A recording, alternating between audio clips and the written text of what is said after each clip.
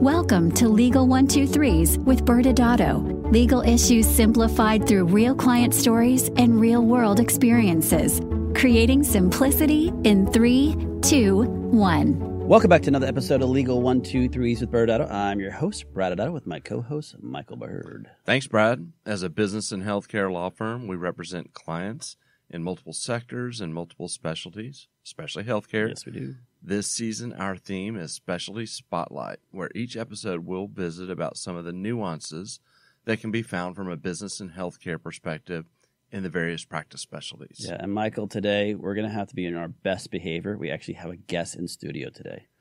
I'm excited. We have a longtime friend and client joining us today here in our Dallas studio. And to get started, I was trying to think of a local story that we can Awesome. banter. So we're talking about the New Orleans Saints. Yeah, Brad. You left New Orleans over 15 years ago. Okay, so and they're not local. That's not local. Okay, so then we're not talking about at least the Cowboys, right?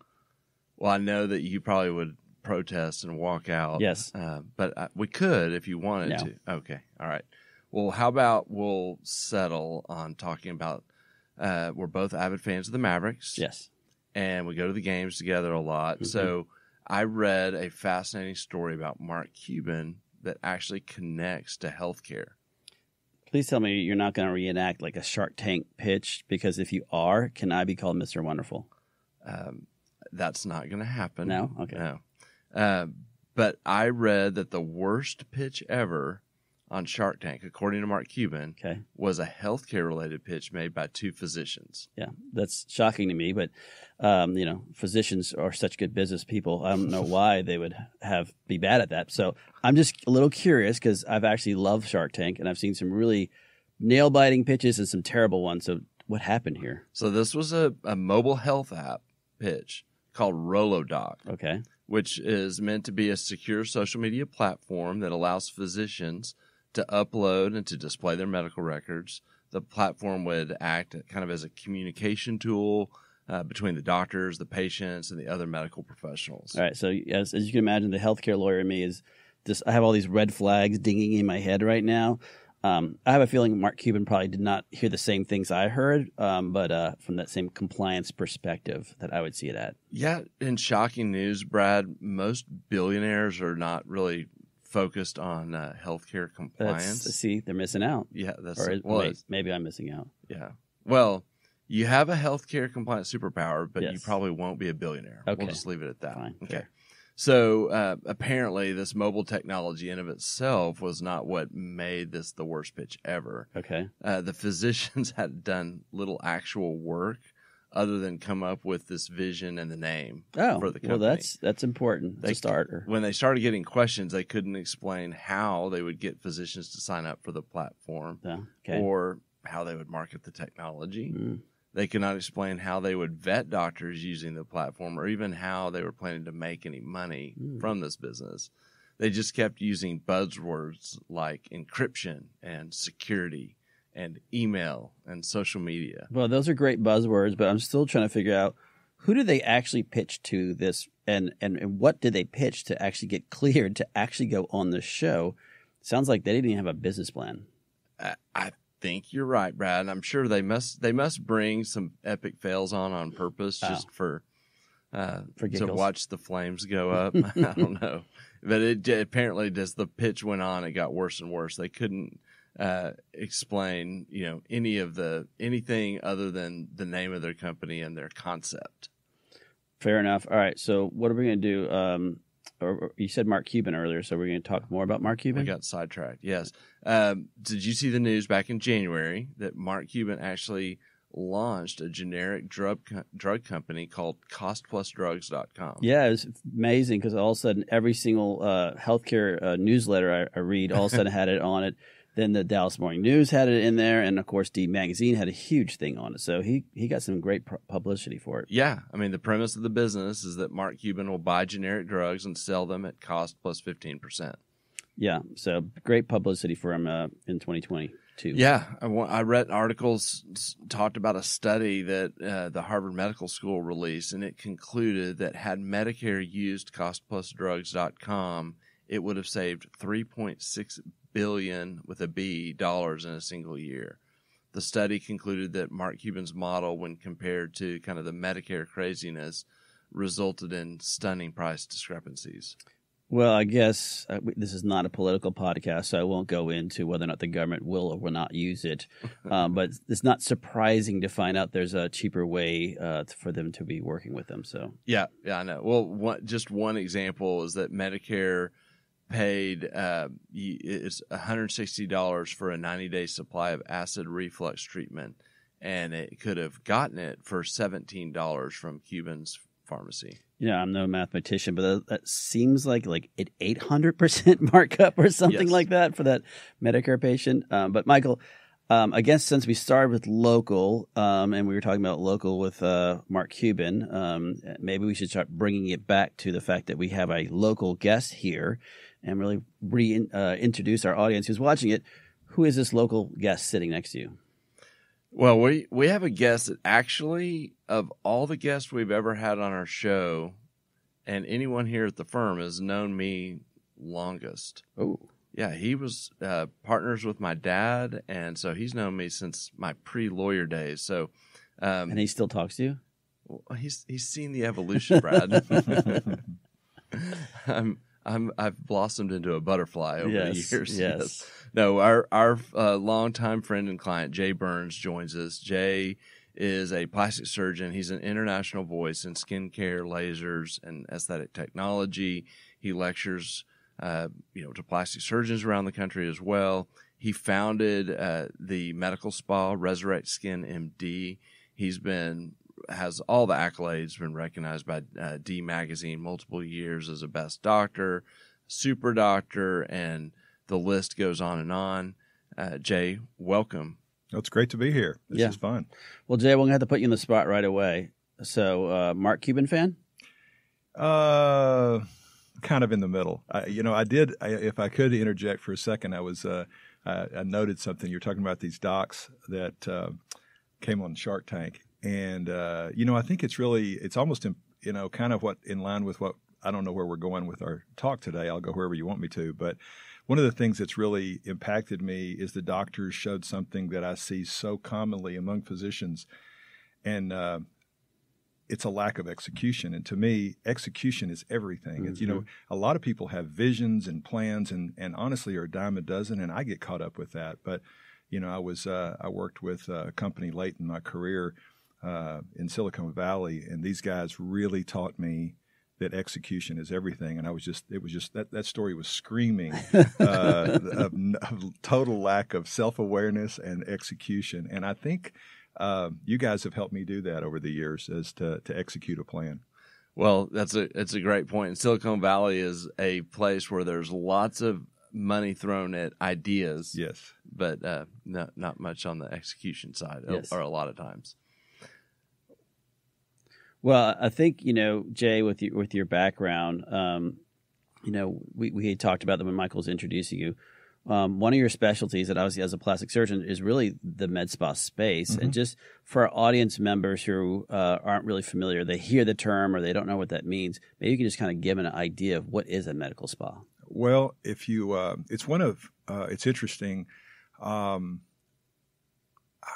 a physician, I'm not a big fan of the term because everybody gets thrown into the same big quagmire. Yeah. And, so on one hand, I was doing, I call it an extension of my practice, a non-surgical approach to aging. I think most surgeons, I don't know if most surgeons, that's not true, used to, 10 or 15 or 20 years ago, surgeons just believed that if patients were silly enough not to come have surgery, then it was all on them and shame on them. Mm-hmm. But I think the thing that separated me as a unicorn here was that I realized that 90% of the patients that are aesthetic patients are never going to have surgery. Mm. So how do we take care of those? And if they leave our office, there's a really great study that shows that there's about a 9-fold chance that they're not coming back or they're going to leave you. Mm-hmm. So I always wanted to do that. So for me, what some people call a med spa, I just call the non-surgical department of my practice with lasers and technology and non-surgical things, addressing the skin. I think that the evolution over my 30 years in practice has been, I was really looked down on by the old guard for trying to service my patients in a way that was a boutique kind of way with great service, and yet deliver medical care. And so I think that I have a real passion for that. And so in my practice, I try to avoid the word med spa at all, at as much as possible, realizing that's the space I'm in. On the other hand, you can have, the med spas in general would be, financially, they're growing by leaps and bounds, and it's a huge financial market, and so everybody's trying to get into it. And depending on the state, as you guys have taught me, and I can't imagine what you have to keep up with all the different state regs. But there's places where you don't have to be a doctor to run a med spa. PAs or extenders can do that, I think, and you guys can talk about that more than I can. But I just think that the med spa, I think a lot of people look at it as a place to make some money, and they get in. I get involved with a lot of legal cases. I've got one right now of somebody that, in Florida, and just, knock off equipment, totally unprepared. And it's just so on one extreme, you can see that, which is not an extension of any practice. Yeah. It's just trying to get some technology in there, not knowing what they're doing. And a couple of really significant issues came up to patients, unfortunately. So I don't know that I answered it, but to me, the med spa space is more of addressing skin and aging and sun damage, but not taking it to the level where you would need a general anesthesia or anything like that. Just a little less, but it's very important because, a lot of people will say, like for me, I was at a party one time, and one of my dear friends who always wants to talk plastic surgery, we were dancing at a wedding and said, "Go over there. I know that lady's had a bad facelift." And I danced over there, and not very well, by the way, but I danced over there as best as an old Garland boy could. And I went over there, and it hit me because she had a great facelift. But what they had not done is addressed her skin. So her skin looked 70, her contour looked 50, and it looked awkward. Yeah. But I thought, okay, great lesson, and that's what I've preached, around the world is plastic surgeons, don't forget the skin. In fact, you very rarely hear me say this, but or a plastic surgeon say this, but if I could do one thing to somebody's skin or for aging, I would address their skin and not the gravitational changes. Now, if you can do it all, it's better. Yeah. But I think the med spa addresses that part, that component of aging, that's skin and a little bit of gravity with some of the technology we have, but that's never going to compare to surgery. Yeah. So be careful about asking me a question. I might ramble on. Well, it's great. And there's two things I wanted the audience to hear more about is, you were the one, as you said, you were first to kind of really start thinking about other ways to look at your patients besides just the cut on them. But the second thing that whenever your name comes up, like, oh, do you know Jay Burns, the laser guy? Yeah. And it's funny to hear so many different people. So you were also one of the first ones out there using lasers. Maybe you can talk to the audience about how you use that technology in your practice. Yeah. I actually, again, it's a crooked road that leads to the final answer sometime. And so I actually did a fellowship in vascular anomalies, and the excellent person that taught me didn't believe in lasers, and I realized that was the future for treating kids. And then I like to say that for whatever reason, God's wired me that not only do I know how to turn it on, I pop the lid on it and know what a resonator cavity is, and I want to know how it works. And so in 95, when the aesthetic boom came, I like to say I was out in the water, when everyone else is in the beach bar, when the wave came in. And so now I've used those lasers to, they're really fantastic they address, you have different wavelengths, and it can address, you use certain wavelengths to address the reds in the skin and certain wavelengths to address the browns in the skin. And a lot of patients just believe, oh, I'm just going to be treated with a laser. And I mean, I've got millions of dollars worth of lasers, 7 or 8 different ones that'll address browns and reds, and some will do pore size and just different targets, water, hemoglobin, melanin, those kind of things. So it's a very interesting field. For some reason, I really enjoy it, and it's kind of what I'm doing mostly now as I get old and lost all my hair. Well, what's fascinating too is I love it when we talk to people that have been doing this before they were called medical spas. It's actually a relatively new term. Yeah. And or I call it new because I remember when it was not called that. It was just a part of the practice. Yeah. Did you use nurses and other mid-levels back when you first started doing it as well? From the start. A different approach. But, I tried, to be honest with you, I tried to do it. But,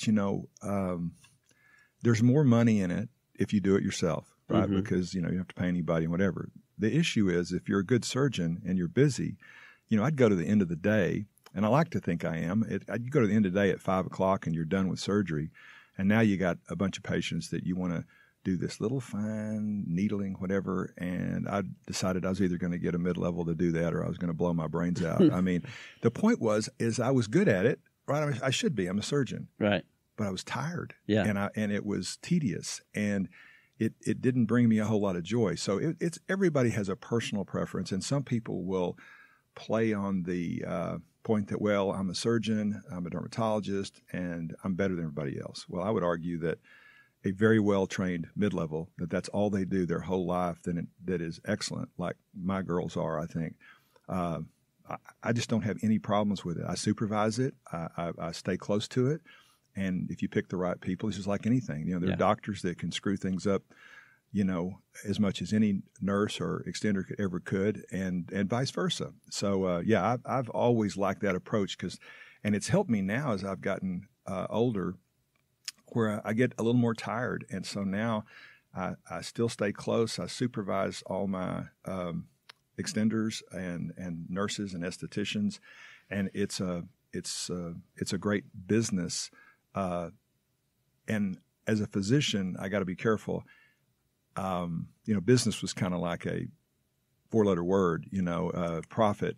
But as long as you keep quality and safety, it's okay to make money. It's okay to have a profit. It's okay to run it well. I mean, I'm sure you guys see it all the time. I've got a call right now to a guy that hey, he's a great surgeon, does really well, he's tried to run a med spa, and he wants my advice. And when I look at his practice, he didn't know anything about it. He was just like probably those guys on Shark Tank.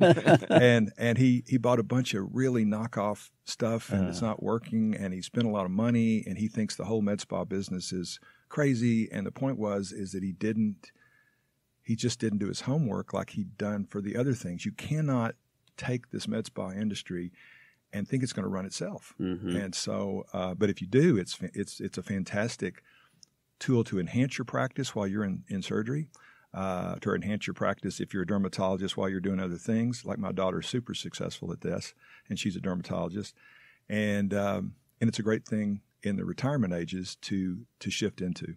The fascinating thing is, Michael and I have been blessed to speak to a lot of young plastic surgeons, and one of the first things they ask us is like, what should I be thinking about? And so I have a young plastic surgeon who's just opening their first shop. I said, we'll start thinking about opening up that non-invasive side as fast as possible. Mm-hmm. But they kind of chuckle at me like, you don't understand how much money I make operating. And I said, no, I completely understand that. But if you're the only one operating, what happens when you go on vacation? So fast forward, I had this conversation with a gentleman years ago. I saw him at a conference in San Diego, and he pulled me aside. He said, by the way, this is the first vacation I've been with my wife since we opened our practice, and this is the first time I'm not sweating because my team is doing all the non-invasive stuff I cleared, and so I'm actually making money while I'm here. Totally. And so as hearing you talk about the retirement side, it's fascinating to hear people don't realize, you saw early on that this is a way to keep my patients, especially since I hadn't heard that 90% of those patients won't have surgery. Right. Yeah, it's a really well-known stat. I'm involved with a national company now, and I get a chance to see and meet other med spa owners and whatever. There is a plastic surgeon here in the United States, and I didn't even realize it was possible. I'm going to go visit him, but we've looked at it. It's legit. I don't know how he does it. It humbles me. But this guy makes $9 million by himself in surgery. Goodness. It's almost impossible. He's a really nice guy. You'd think he'd be narcissistic and driven and not have a family, but he does. And you know how much he makes in his med spa? Another $9 million. Whoa. It's a single guy that makes $18 million. Now, not everybody can do that, but your point is, okay, so you rest on $9 million, or you have $18 million. Yeah, it's just your call. Yeah, it's incredible. Well, I noticed, kind of pivoting a little bit, but listening to you talk, I know you have a ton of technology, and one of the things I've seen is mistakes that people make when they start their non-invasive practice is they have kind of the shiny object syndrome, and they buy everything that they every new toy they see, but they don't necessarily, factor in, are they going to be able to use it in a way that it'll end up being beneficial? How have you kind of dealt with that, and what observations do you have about how you pick the technologies that you use? Well, it's evolved, and it's still evolving. So I will tell you that, I'm a little bit different than most in the fact that I get to, because I'm on the podium, because I do research on these, because I can help them bring it to market. I have been very fortunate to be on most of the significant advisory boards over the years. So I get the toys early, and I get to actually play with them and see what works.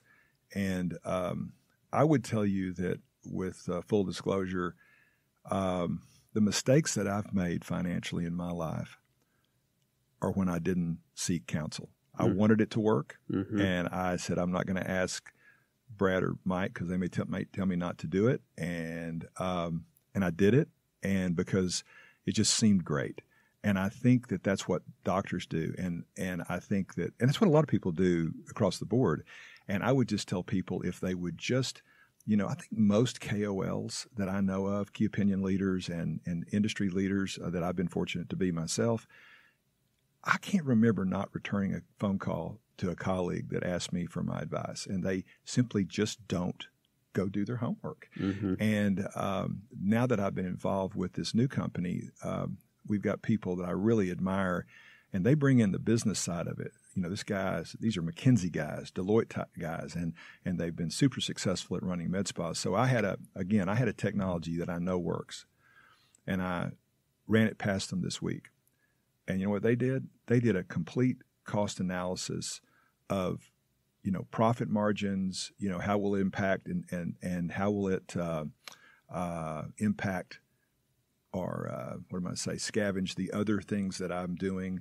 And so you can take it to that kind of level of expertise. And I would just tell you that a little bit of money spent on consultation, on legal opinions and things like that will pay off in spades for you, so that you won't have what we call, heavy paperweights in the corner that really don't work. And so, or coat racks. Yeah, exact coat racks. And so they're big enough. They're not paperweights, but I think that, and I don't want you to think that I only look at profit margin. I'm just saying, hey, look, you've got a business here. You got to pay your employees. You got to do 401ks. You've got to figure out exactly, like a lot of people don't realize that injectables, for example, which everybody thinks is a big rate. Well, that's not your big money market in a med spa. It's a lot of overhead. That's but it keeps people in the door. It does make a little profit. Whereas there's certain procedures that really are your best business decisions. Now, I would lose money if I could help people and make a smaller margin. Don't get me wrong.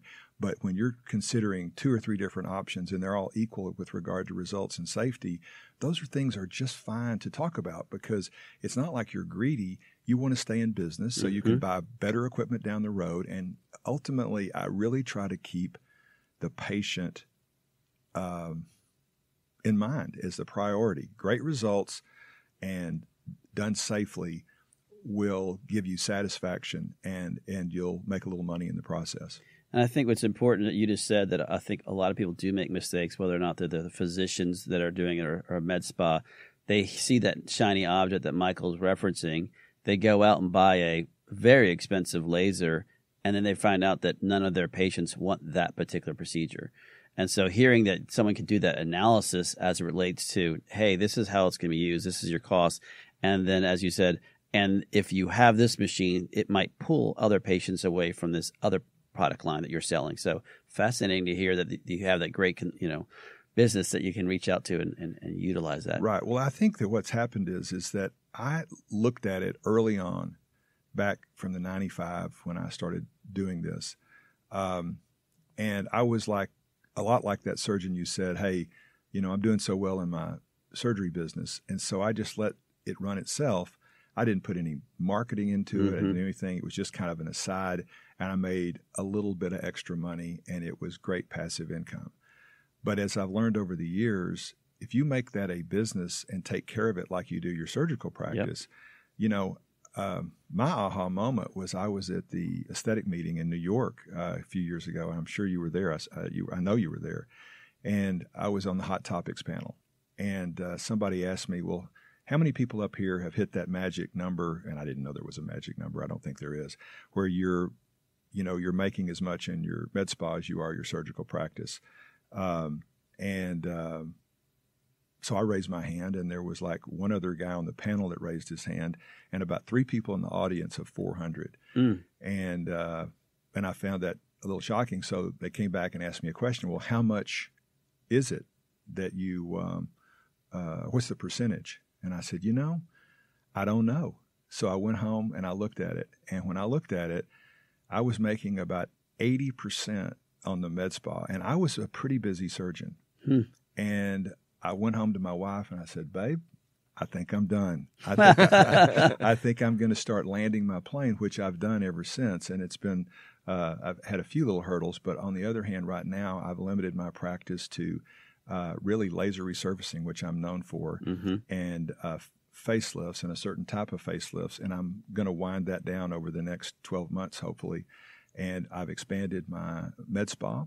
I've got involved with a national organization. It's given me a ton of opportunities, and I think your advice, Brad, that you gave that surgeon, open this up as soon as possible. Keep your patients, not only for financially, sell your patients sunscreens and do facelifts and everything in between, so they will not leave you, and provide a full service for them as quickly as you can, so you build that loyal clientele. It'll just make your life a whole lot easier.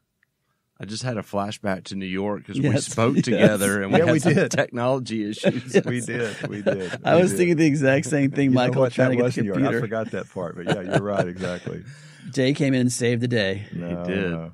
Well, I can't believe it. We've already used up our time today, and we're so grateful, Jay, that you were able to join us, and it was extremely insightful. Yes. What we'll do next is we'll go into commercial, and on the other side, we'll have a couple of legal wrap-ups, but thank you very much. Thanks for having me. It's been fun. You guys are great. Many business owners use legal counsel as a last resort rather than as a proactive tool that can further their success. Why?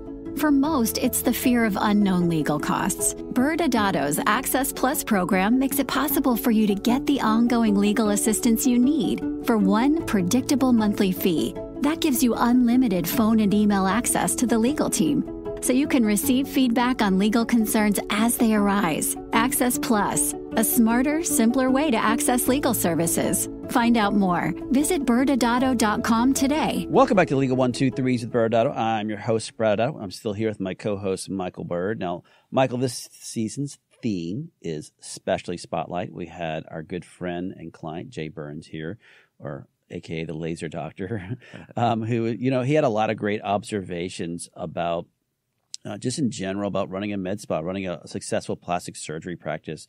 So it's really awesome to hear his thoughts. But a couple of legal takeaways that hopefully our audience kind of heard a little bit about was, number one is when you go out and you buy one of these, he said, paperweights. I mean, these machines are very large. So you call it a coat rack, but large and expensive. And as Jay said, in a good practice, there may be millions of dollars worth of machines in there. And when you go out and buy these, you need to understand what are you entering into from a contract perspective. And so, is this a contract where you're paying the equipment over time? Is there a note involved with it? Are you paying in cash up front? So how does that affect your cash flow? But then as you look at that contract, understand that a lot of times most of these contracts say, hey, once you buy it, you own it forever. You can't sell it back to us. We're not going to take it back from you. And they even are more restrictions, Michael. A lot of times these contracts are, hey, we'll come set it up, and you can't move this equipment. If you move this equipment, that voids the warranty. So you can't just move it down to another hallway or another room, or you can't freely transfer this equipment to another doctor or another practice without our approval, and we got to come back and you got to pay us to reset the scale of this thing. So understand there are a lot of implications in those contracts. So when you are going to buy one, make sure even if you can't change it, understand eyes wide open, have someone review it, so that you understand the risk associated with that particular contract. But Jay brought up another great point, Michael, which was the types of machines you're buying. What are you bringing in there? Yeah, and before I go there, I'll just add to your comment, Brad. It's super common to lease these machines. Yeah, and they're equally difficult to get out of. You've signed, you're kind of on the dotted line for a long-term lease, so you have the same issues. And then Jay also mentioned, as you said, kind of the bad players out there using off-market machines, and it's a common temptation because they can cost sometimes half or less as much as a on market deal, and there's some risks that go with that. Kind of in the adage of you get what you pay for. Well, you just add that element of risk to it and understand that there's a ton of risk. First, if you get something kind of in the in the black market, so to speak, that and it's not FDA certified, there's all sorts of risk and issues that go from a compliance perspective there. But secondly, you don't know where that machine's been, if it works, and what it's going to do to a patient when you start using it. Mm-hmm. And so your risk of hurting a patient goes up significantly.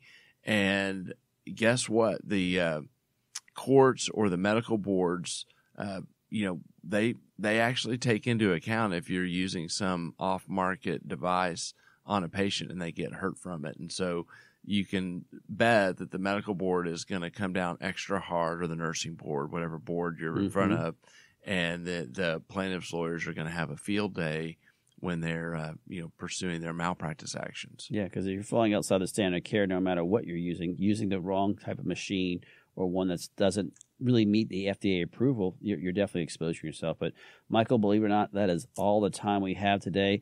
Guess what, audience member? We got one more episode coming up, and it's next week. So next Wednesday, we'll have a special spotlight on the DSO, the Dental Support Organization model, with Justin Puckett. Thanks again for joining us today. And remember, if you like this episode, please subscribe, make sure to give us a 5-star rating, and share with your friends. You can also sign up for the ByrdAdatto newsletter by going to our website at ByrdAdatto.com.